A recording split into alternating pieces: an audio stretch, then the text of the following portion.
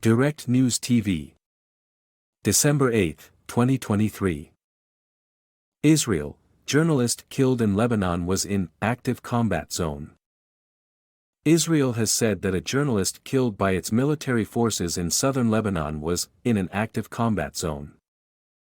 Appearing to dismiss calls for a war crime investigation into the death of a Reuters journalist and injury of 6 others under fire from its tanks in October, the Israeli army said on Friday that the incident is under review, but noted that the reporters had placed themselves in a dangerous area.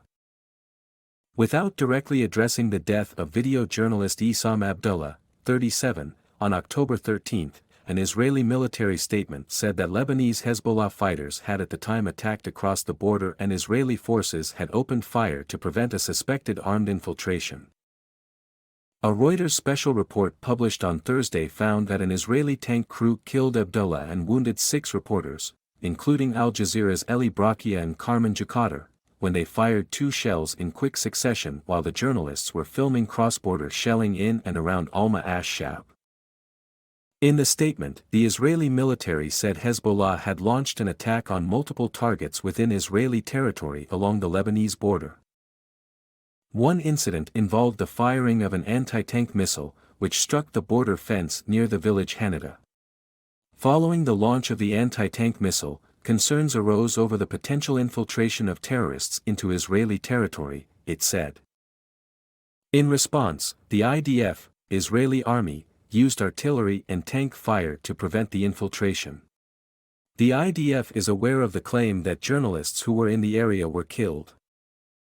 The area is an active combat zone, where active fire takes place, and being in this area is dangerous. The incident is currently under review, it said. The 7 journalists shelled on October 13 were all wearing blue flak jackets and helmets, most with "press" written on them in white.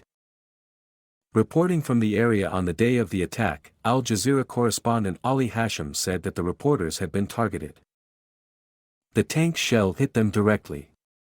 It was horrible. The situation over there was, I can't explain, I can't describe it, he said at the time. War crime. Speaking at a press conference on Thursday, U.S. Secretary of State Antony Blinken said it was important that Israel's inquiry into the killing reach a conclusion and for the results to be seen.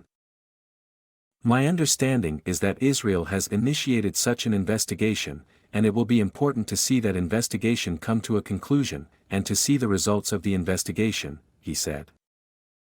International rights groups Human Rights Watch, HRW, and Amnesty International said Israel should face a war crimes probe over Abdullah's death.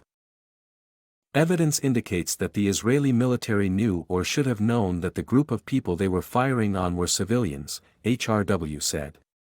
That makes the attack a war crime, it added.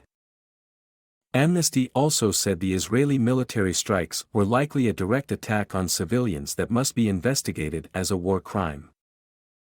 Journalists covering Israel's war on Gaza are facing unparalleled danger, according to the Media Rights Group Committee to Protect Journalists, CPJ.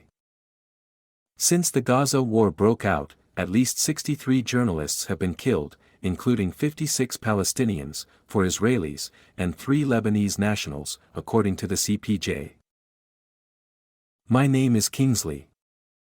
Please like, share, subscribe and hit that notification bell so you can be the first to be notified whenever we post. You won't regret it.